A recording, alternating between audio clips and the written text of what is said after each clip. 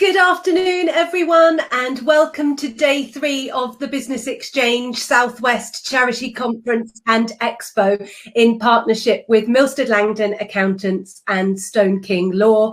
I'm delighted to have on stage Veronica Hannon, who is one of the co-founders of Transform ESG. We are really hoping that Robert is going to be able to us this afternoon. He's stuck in some kind of bizarre loop, so we're trying to add him to our conversations and it's not happening.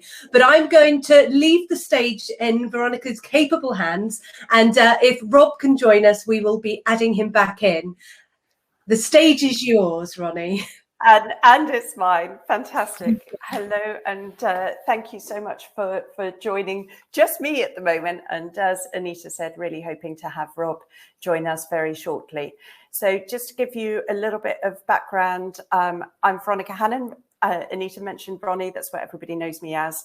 And I'm co-founder of Transform ESG alongside Rob Barnard-Weston and also Daniel O'Connor. We joined a little bit of an interesting backstory. We joined together after about a 10-year relationship where I've known Ron and his work for a long time, really at the top level of sustainability. So we call him internally the grandfather of sustainability. He's been in this field for about 30 years and really was one of the founding people of CSR back in the late 1980s, and then has since worked and developed a superb and phenomenal reputation in terms of sustainability. So I'm going to try and do this presentation without Rob and hopefully have him join us, because it is his knowledge and his understanding and credibility in the industry that we rely on. We've worked these up together, we have practiced, so fingers crossed, and here goes. We were particularly excited to be able to join and do this session looking at how to make charities more sustainable and some of the ideas that have come through. So I'm going to go through just a very brief presentation and a couple of slides as we go through about some of the key points that we feel really position charities at that fundamental level of being able to deliver ESG through to their all of your audiences. In terms of what ESG stands for, I know that many of you will know it already, but of course we've had CSR, so corporate social responsibility. We also have terms such as environmental sustainability, and ESG is really looking at a strategy that sits at a top level that incorporates all of those different elements. So E standing for environment, S standing for society and also sustainability. And then really importantly, the G at the end is about governance. And this is more than just the facts and figures that people are looking at. So a lot of people will be aiming for carbon net zero or below. And a lot of people wanting to put in place some of these core KPIs, if you like, about reducing the harm and the damage to the environment. ESG is important because it's actually, we term it numbers and narrative. So it is about understanding the base level of where you are now, but then the story that goes behind it. So ESG, sustainability, is a journey. It's never an end goal, because there can always be more. There can always be different elements to be able to improve throughout it. So I was saying that charities are really perfectly placed to be able to deliver some fundamental change at a real sort of ground roots community level. And this image is about change is apple-shaped, because previously, let's say at the start, one of the reasons why CSR didn't work is that it started always from the top. So, and it was trying to implement change through an organization. But actually change needs to both be top level and bottom level. So you need to have the indentations of the apple at both, and then the connectivity of the core in the center to be able to achieve real change. And I'll come back to that in a little minute. In terms of the birth of the sustainability consulting and research world, so I just wanted to talk a little bit about this, because obviously with the 30-year heritage of CSR and sustainability initiatives and practice, it has led to a real growth and a plethora of consultancy and research. And though that's really important for two reasons, one of which it gives us very accurate data. So the research fields and the academics are phenomenal in terms of being able to compile the data and the analytics that can inform our strategy, but also report on improvements and changes that can be made. And this has been imperative to really helping organisations shift their whole approach to sustainability as we go and we move forward. So it was just setting a little bit of context around that. One of the questions that we're often asked with Transform ESG is, where do I go? What do I do? Who do I choose to work and partner with? And there are a number of really interesting initiatives that are out there, and then strategic initiatives. So, for example, a lot of people are registering for B Corp status, which is fantastic in terms of being able to give an idea and understanding of where you are. We do tend to say that it's a phenomenal process to establish some of those benchmarks. Then it's about the strategy to be able to put it into action. So one of the things that we tend to say, actually successful ESG programs are about activating an integrated approach to ESG. And it's about what you do every day as a business, as an organization, as a charity, to inform the decisions that you take.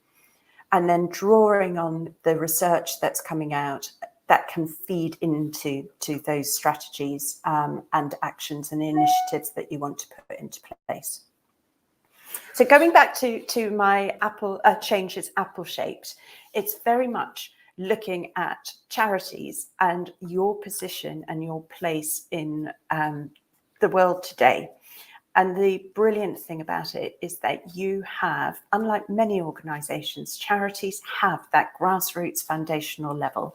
So you have got that bottom up approach, whether it is through having fundraising events, fund runs, coffee mornings, whether it's engaging the fundraisers and your volunteers on the ground, whether it's opening up your charity retail shops to be able to engage. So you've got a closeness and a connectivity to the communications and the people that you serve, which is a phenomenal starting point. And as I said at the beginning, one of the reasons that we were particularly delighted to be able to come along and speak today. So you have got this bottom up approach, and then it's about utilizing that and connecting it through. Rob was going to give you a bit of a background and a bit of an example. So I'm going to try and replicate his stories for you. And this was taking back to how charities can really make a fundamental difference.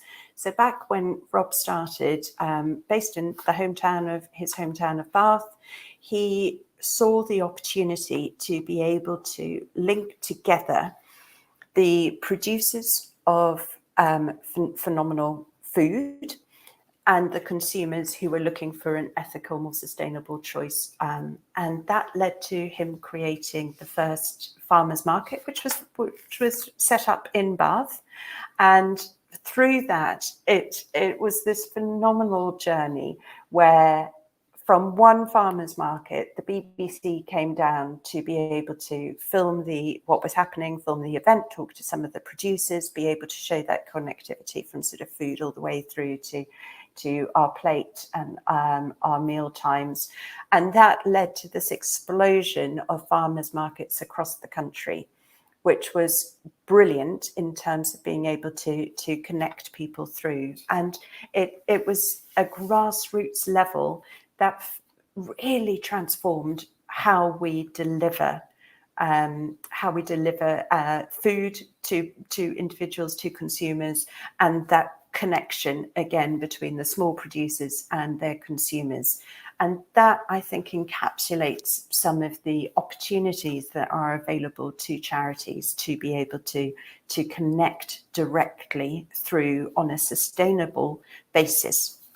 We were last week talking to the Charity Retailers Association and had a number of conversations and connections that we made there in terms of, from a organisational perspective, we were talking to some fairly large charities, but that connection through to the retailers who are operating the charity retail stores really on the ground. So there are some opportunities, and I was going to talk about that next.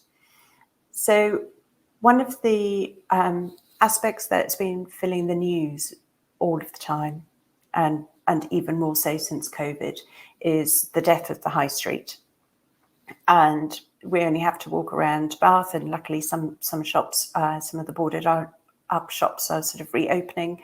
But in every high street around the UK and now around the world, there are retailers who have gone out of business. There are shops who have closed.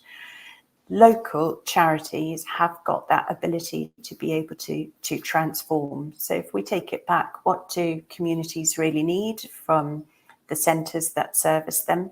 It is about that sense of connection, that sense of community, that being able to support not just the local retailers, but also the local producers and manufacturers and everybody who works and operates in the communities around the world. And at that very sort of granular local level.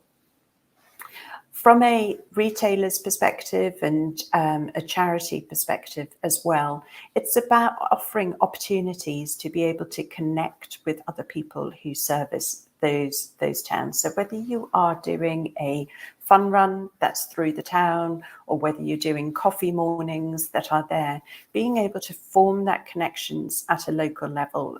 And one of the really interesting discussion points that we had at the Charity Retailers Association was actually looking at, okay, so charity retail stores, you get your donation boxes in from customers around your local community, you sell them, you have a lot of charities also have their own product lines that go out.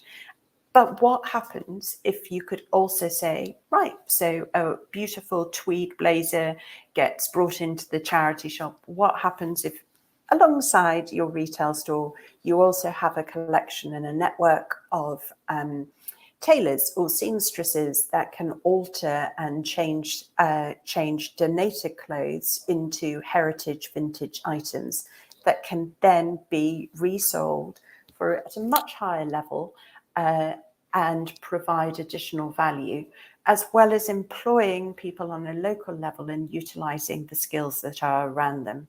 We also discussed about repurposing furniture that might be donated or given into the stores, and being able to take those and either utilise them as for other charitable initiatives, you know, such as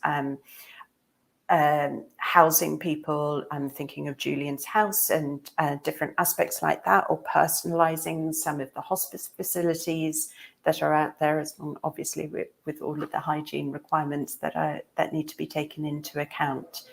So really trying to think quite broadly, and this is where the UK farmers markets really helped transform it, was that connection at a local community level that enables some of these core strategic ESG initiatives to be activated all the way through the organisation. So going back to that apple-shaped analogy. So there were some ideas about in there about some of the projects and connections that can be made utilising the fact that you are based on the ground. A lovely picture of the Clifton Bridge, because obviously we're based in the southwest, and this was about bridging the say-do gap.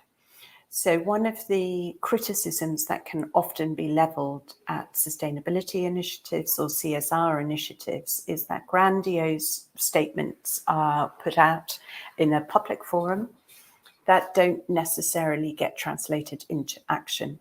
And this is where some of the terms of greenwashing can come into play. And it is one of the areas which makes people a little bit nervous about taking initiatives forward or really actioning different things. our approach and our advice would always be to think about the small things that you can do. So start at slightly the other way around, reverse back over that bridge. Start thinking about the small things that you can do that can make a big difference internally, and then look at how you can actually engage people externally. So we work on a 4-box model, which talks about sort of the internal and the external, and then the one-to-one and the multiple approach. So if you start with engaging people internally about what can we do practically, that would be a small step towards a more sustainable charity. So we've spoken about, you know, things like reutilizing bags that come in, donated items that come through, trying to reduce some of the impact on a small local level about the goods and the products and the services that are used throughout a charity, bearing in mind that there's obviously the HQ side of it, there might be a retail side of it, there could be the connections and the community activities. So put in place things that you do and then talk about those externally. Also, when you're considering things that you want to do, that's about engagement internally. So get people together, get heads on a problem, get different ideas and initiatives that come through. One of our clients that's not in a charity world, but provides services to organisations, was a brilliant example of this, because they were saying, well, I don't know how we can be more sustainable. We're a remote organisation. We don't tend to do very much in terms of our impact on the planet. But actually hidden in their organisation was somebody who was extremely keen and had trained in sustainability. And it was just little things like being able to say, okay, so instead of always sending, you know, thank you, thumbs up emails, why don't we stop doing that? Instead of looking at these types of processes, why don't we bring in these? Why don't we engage our clients and our customers in talking about sustainability as an issue and helping advise them? So there's always routes through, but there's usually fantastic insight and information that exists within your organization. You just have to tap into it. So start internally about what can we do, start those conversations, then go and do them, and then your external communications come on board in terms of talking about the journey that you are taking. So bridge that say-do gap, and as I say, sometimes reverse back across the bridge. When I showed that first slide of the burning world with somebody with their arms around it, it was very, this is the where it can get tricky and where people think, actually, it's too big a problem.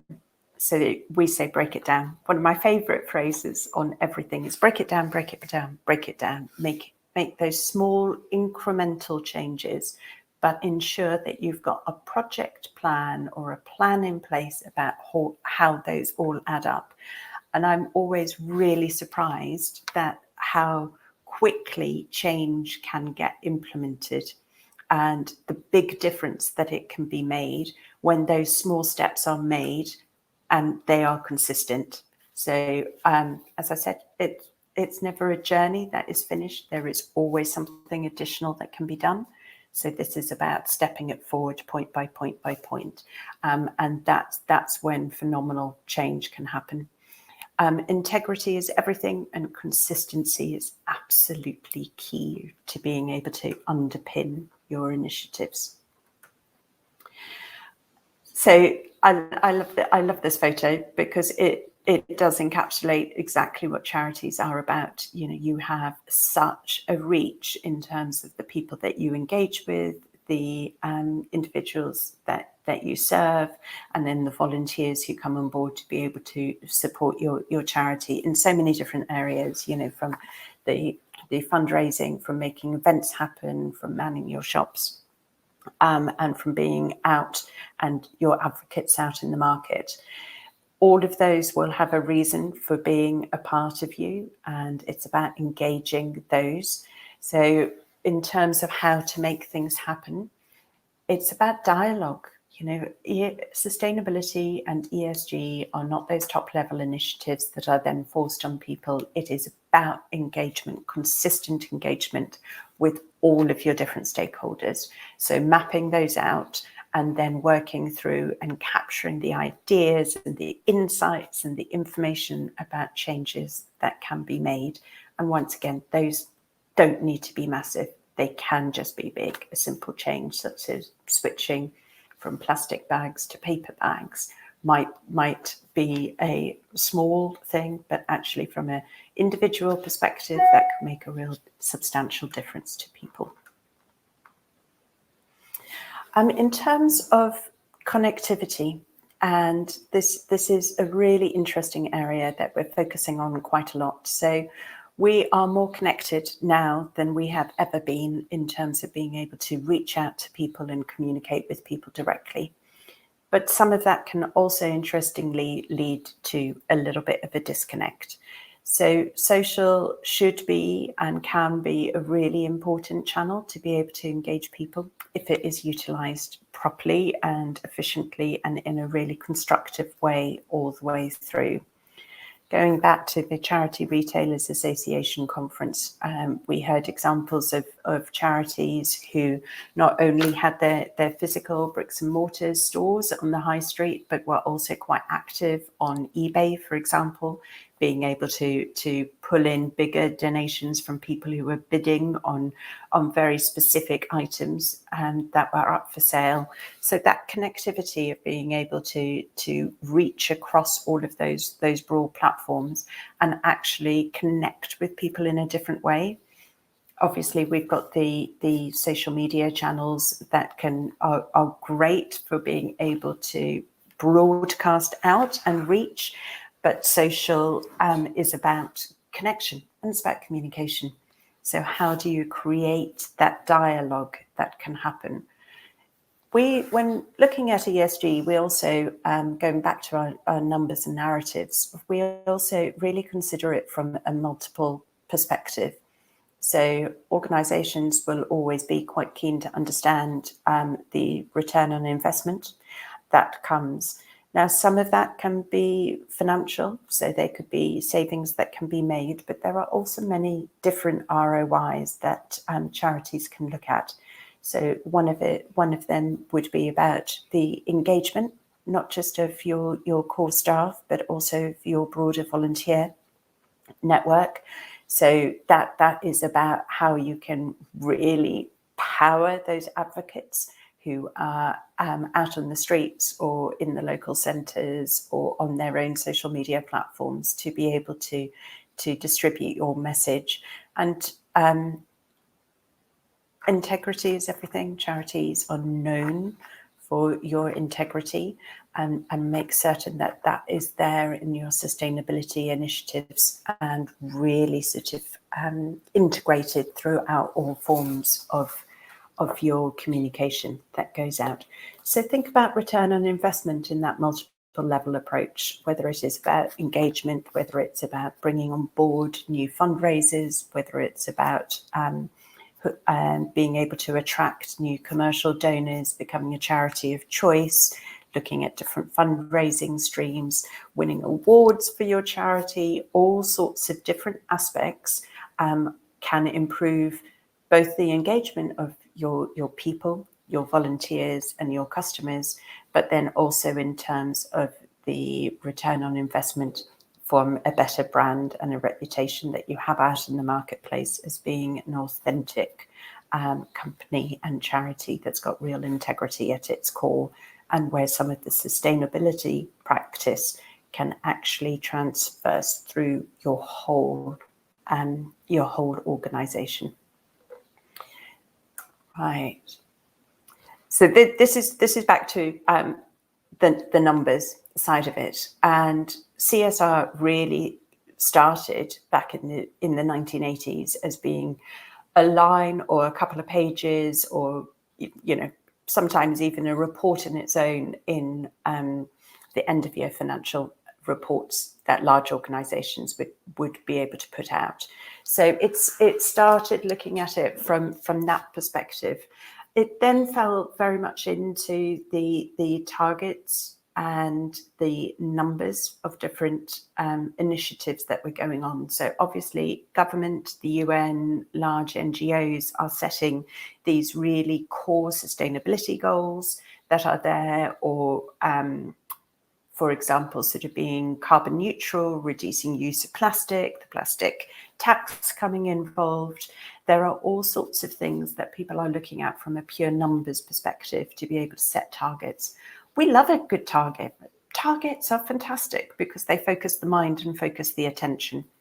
If I go back to what I was saying beforehand, there are other benefits that can come. So when you look at how you want to be able to report on your sustainability initiatives, it is very much about saying, what are the core things that we are accounting for and we are measuring, and how can those be communicated? So that's the narrative part. And we also push organizations to think about really the principles that you're aiming for.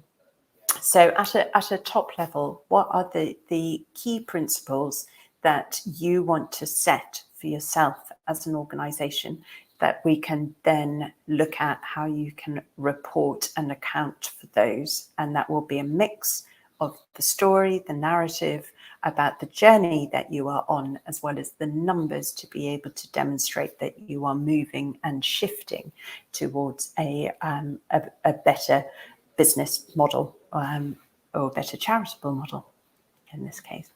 So hopefully that gives a little bit of insight. The next to final, I think we're nearly at the final one, is about iteration and evolving your approach. So we've seen it, haven't we, over the past 2 years, how things can really quickly shift and change.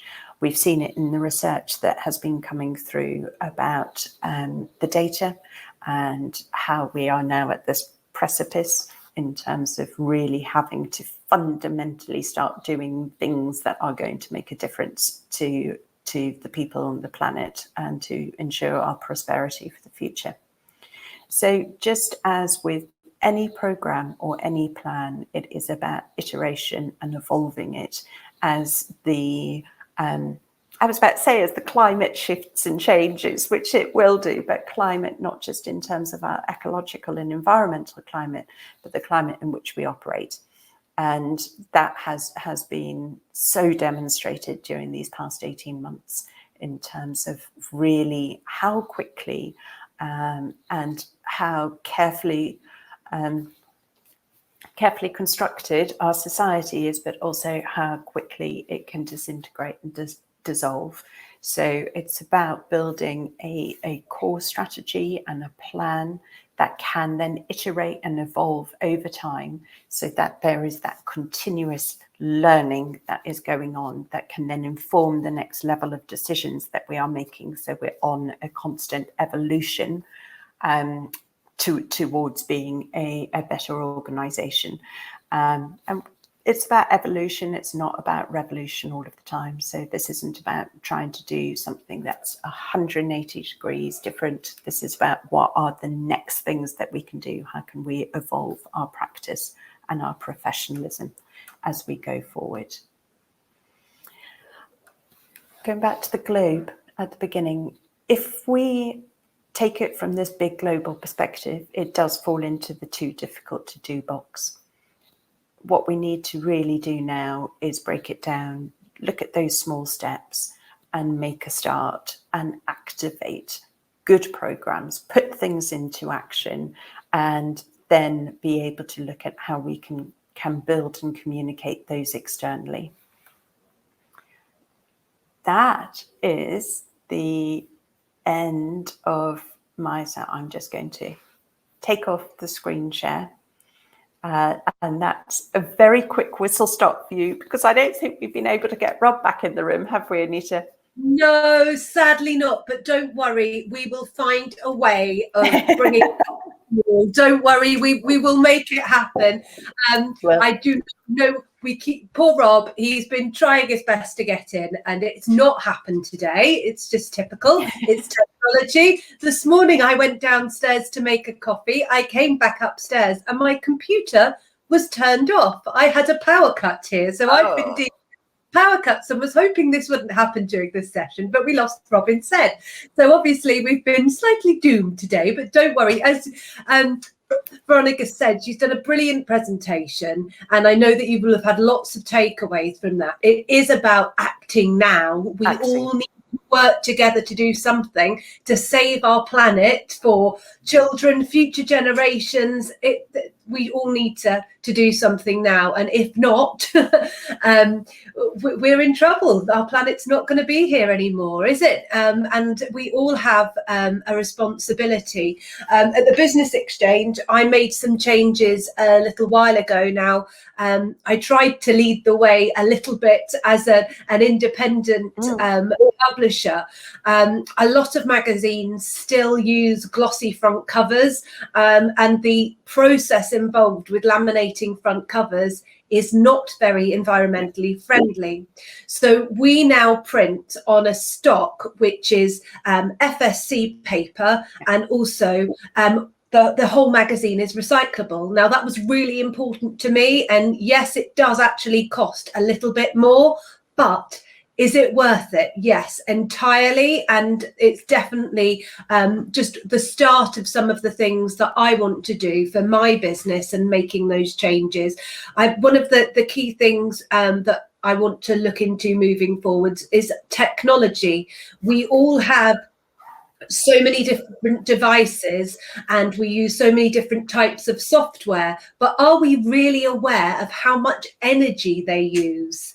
And it's that energy consumption, again, our understanding of that, which it's very complex, but we need to make those Yeah, it is really complex. I think that there is a stat that's since been slightly disproven that said, sending an email takes as much energy as boiling a kettle. So we end up in this, with the British politeness that goes on, sending an energy with a thumbs up or an okay or a got that or how you doing, all of that, which is lovely. It's conversational. It's really polite, but actually the impact can be quite interesting. Just going back to what you were saying, Anita, about publishing and the steps that you've taken, and absolutely right. Claire Rowlands has just popped in, leading by example. You do.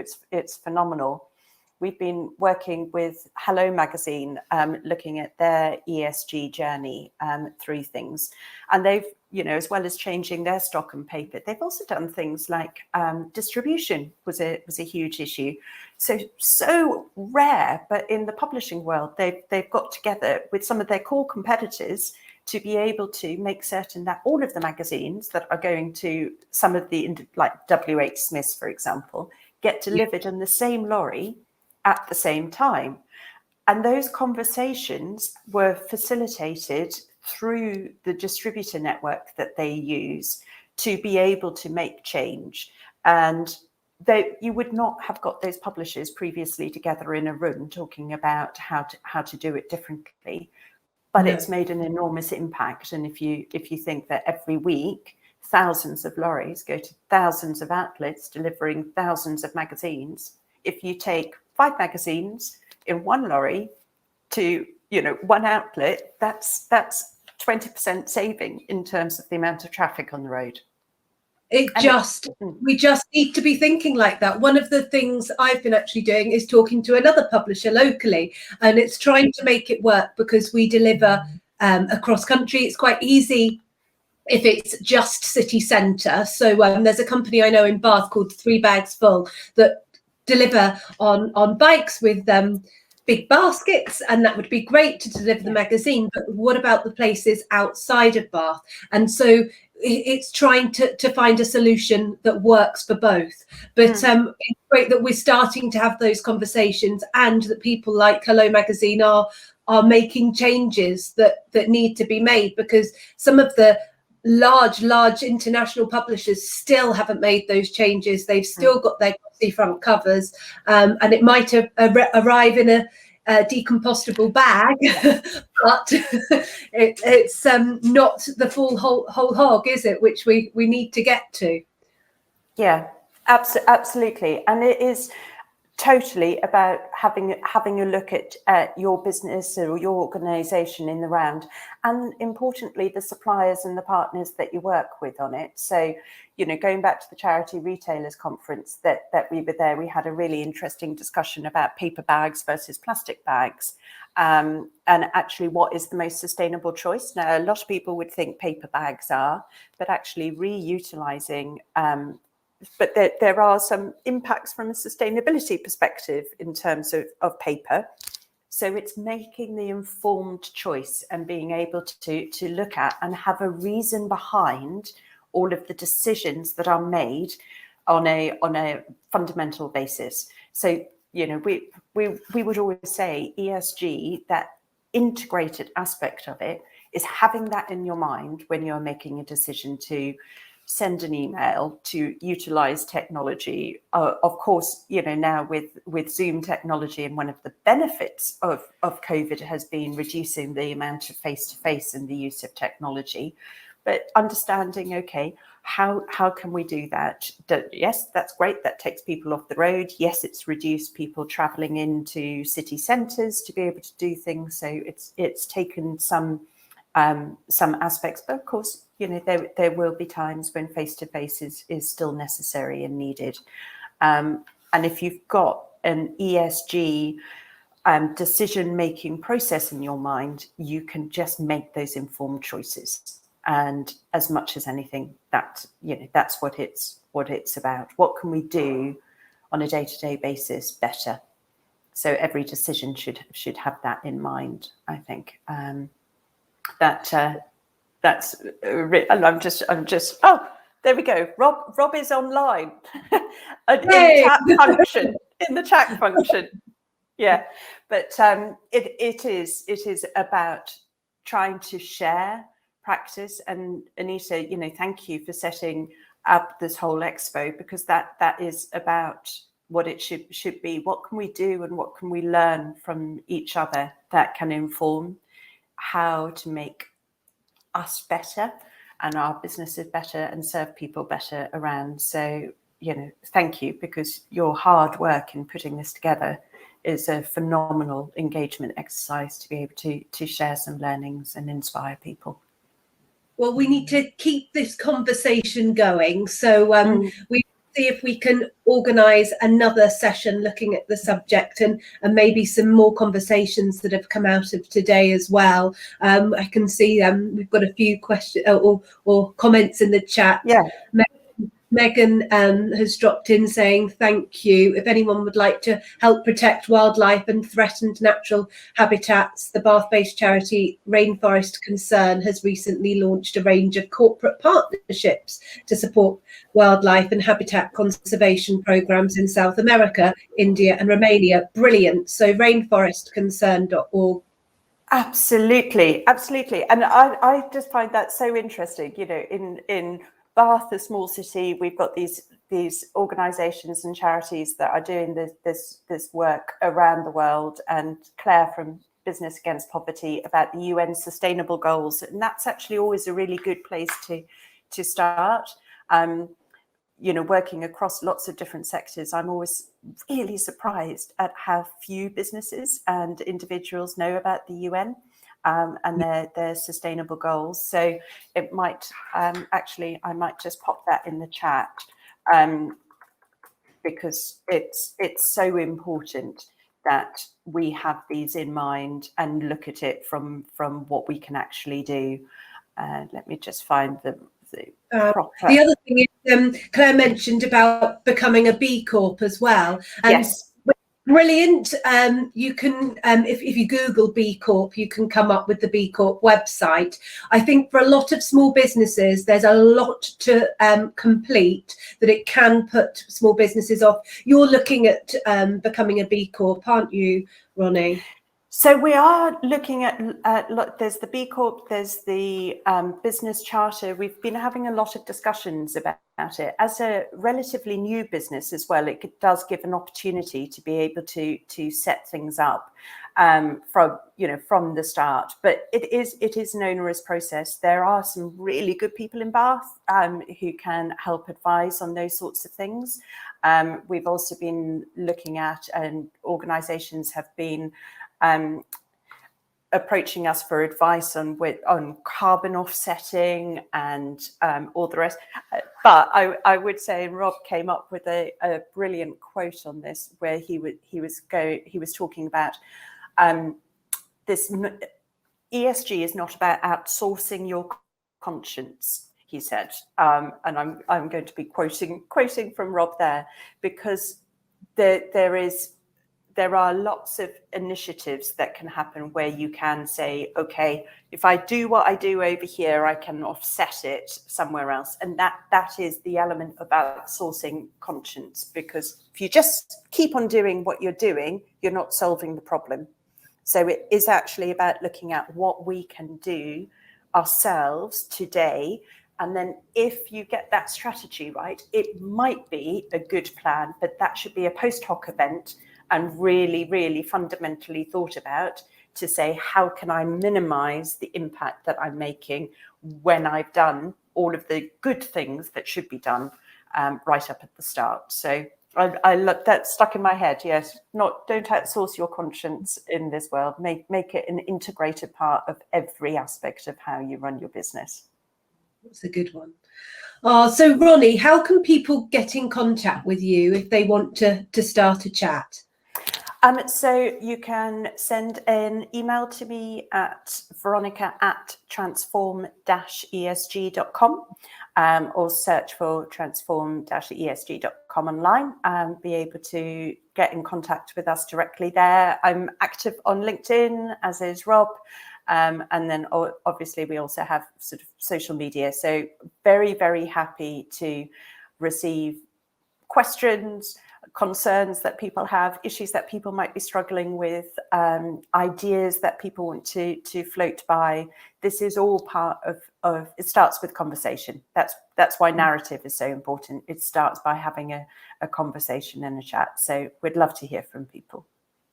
I'm wondering, as we're talking, whether there is a ESG LinkedIn group or something that we can create so that all of us in the Southwest who think similarly can support one another with ideas and going on this sustainable journey. That's so important. That would be a fantastic thing for you to initialize, absolutely, and we'd love to be a part of that. Because yes, it is about sharing best practice and learnings, and checking in and asking questions. And I know, for example, when people were talking about B Corp and the registration or some of these other initiatives, people can get stuck. And actually, if there's a lot of people out there who have gone through similar things or who have set up their own ESG strategy that I know would be very, very keen and helpful, helpful in terms of support. So yes, totally second you, Claire. Brilliant idea. Yeah, cracking idea. Excellent. Well, we'll make it happen. We'll get Robin on the conversation as well. Absolutely. And in person. He must hate being silenced because he does have a lot to say. He's got a huge amount to say, and I'm sure I'll get notes after it going, Ronnie, you didn't. So I've missed having him on board, but we were going to have sort of a to and fro and conversation and chat between ourselves. But hopefully the work that we put into getting this done has given people some ideas, and we're really open to further conversation. It's brilliant. Well, thank you for your time, and we will get connected. Yes, that sounds fantastic. Thank you, everybody, for coming along as well. Really enjoyed it. Lovely to see you all. Brilliant. Have a great afternoon. Take care.